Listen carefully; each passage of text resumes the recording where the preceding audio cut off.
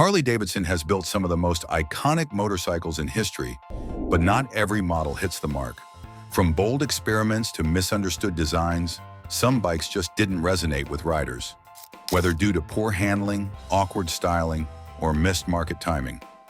These Harley flops in the late 1970s, Harley-Davidson decided to try something completely different. Instead of building another big cruiser, they wanted to make a bike that looked fast and sleek, something that could tap into the rising cafe racer trend. So in 1977, they introduced the XLCR, short for Excelsior, and it definitely turned heads. This wasn't your typical Harley. It was all blacked out, had a small fuel tank, a long tail section, and looked like it belonged in a European racing scene. It was designed by none other than Willie G. Davidson, along with a small team of engineers. At the time, it was called the most powerful production Harley ever built. The engine was a 997 cubic centimeter, 45-degree V-twin that made 68 horsepower and 60 pound-feet of torque. It came with a 4-speed transmission and had a dry weight of 485 pounds.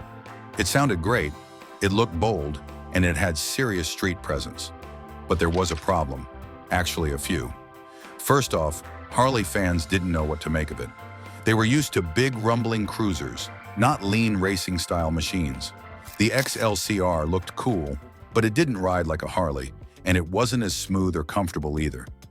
Riders found the handling a bit stiff, and for a bike that cost $3,595 in 1977, around $18,500 today, it just didn't feel worth it. As a result, sales were slow, really slow. Over its entire production run, from 1977 to 1979, Harley only built 3,133 units. That's it. It quietly disappeared after just a couple of years, becoming one of the brand's biggest experiments and biggest commercial flops. But here's the twist. Today, the XLCR is a collector's gem. Its unique design, limited production, and bold departure from Harley's usual style make it a sought-after bike for vintage enthusiasts. Back then, it may have failed, but now it's remembered as a rare and iconic oddball in Harley's history. In 2016, Harley-Davidson rolled out a bike built for the city, the suburbs, and the streets. It was called the Roadster, and it had one job: to bring that raw, stripped-down cafe racer style into the modern age. And honestly, it looked like it could do it. The Roadster had a 1,202 cubic centimeter air-cooled Evolution V-twin engine, delivering 65 horsepower and 76 pound-feet of torque. It came with a 5-speed transmission, a 3.3-gallon fuel tank, and weighed in at 571 pounds. It had the muscle and the minimalist style, with low-drag style handlebars and a sleek tank that gave it a real urban attitude. From the outside, it looked like a winner. It had that old-school feel, but with newer tech and better performance. A perfect match for younger riders looking for something edgy. But then people started riding it, and that's where things got tricky. The seat height was 30.9 inches, and the low handlebars meant that most riders were immediately leaning forward into a slightly hunched position. For short rides, that wasn't a big deal, but over time, it got tiring. A lot of people who bought the Roadster were expecting a fun, everyday ride, not something that felt like a workout on your back and wrists. And even though the Roadster had power and presence, it landed in a Harley lineup that already had plenty of solid sportsters. Bikes like the Iron 883, Iron 1200, and 48 were already crowd favorites. The Roadster just didn't find enough space for itself.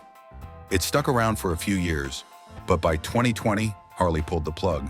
Not because it was a bad bike, it wasn't, but because it didn't quite click with enough riders. Today, the Roadster is remembered as a cool idea that didn't catch on.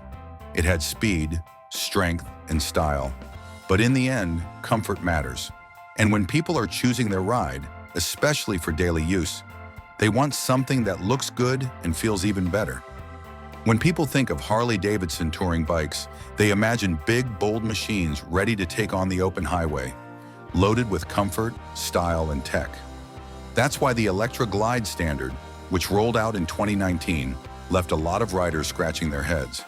Harley described this bike as a dressed-down dresser, and that's pretty much exactly what it was. At first glance, it looked like a street glide. It had the batwing fairing, the instrument cluster, and the big black touring frame. But then you sat on it and realized something was missing. Actually, a lot of things were missing. There was no infotainment screen, no speakers, and no flashy features to keep you entertained or connected. The fairing was there, but it just sat empty, like someone forgot to finish building the bike. And to make it even simpler, it only came in one color: black. That's it. No chrome accents, no wild paint jobs, just plain, shadowy black. Now, Harley's idea wasn't totally crazy.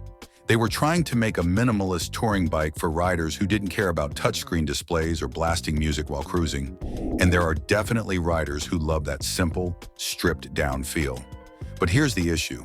If you wanted that kind of experience, you could just go for the Road King, which already had that clean, old-school touring vibe without pretending to be something else. Instead, the Electra Glide Standard ended up feeling like a street glide that forgot to show up for work. It had the big look, but not the personality. And with no infotainment system, the fairing just became a big chunk of plastic taking up space. Riders who wanted tech were disappointed. Riders who didn't want tech already had better options. But it wasn't all bad. Under the hood, the Electra Glide Standard had some serious power. It came with the Milwaukee 8107 V-twin engine, packing 1,746 cubic centimeters, 93 horsepower, and 111 pound-feet of torque. That meant it could cruise highways all day long. It also had a 6-speed transmission, a 6-gallon fuel tank, and a running weight of 820 pounds, making it a true touring machine in terms of performance. Still, good performance wasn't enough to save it. The problem was that it didn't have a clear identity. It wasn't fully loaded, but it also wasn't classic and stripped down in the right way. It tried to sit somewhere in the middle, and that's a hard place to be in the motorcycle world. In the end, most riders passed it by. By 2022, Harley quietly pulled the plug on the Electra Glide Standard. There was no big announcement, no farewell tour. It just disappeared. And honestly, not many people noticed. It had a short life, and while it wasn't a terrible bike, it just didn't leave much of a mark. When Harley-Davidson launched the FXDR 114 in 2019, it looked like the company was trying something totally new. This wasn't your grandpa's Harley.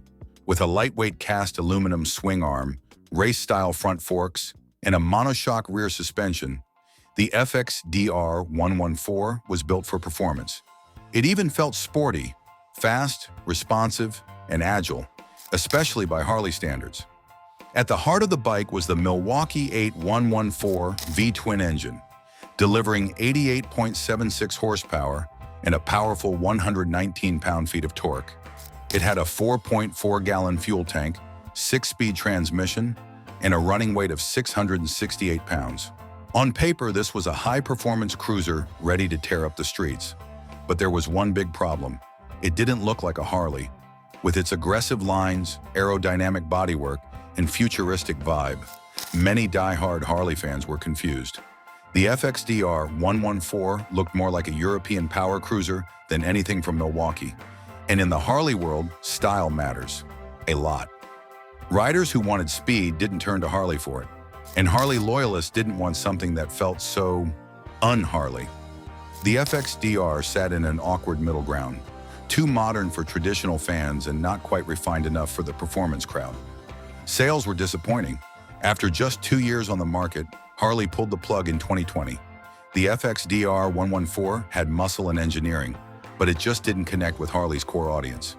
It was a bold swing at blending power with new school looks, but in the end, it missed the mark. So, which of these bikes would you have bought? Let us know in the comments, smash that like button, and make sure to subscribe so you never miss any videos. See you in the next video.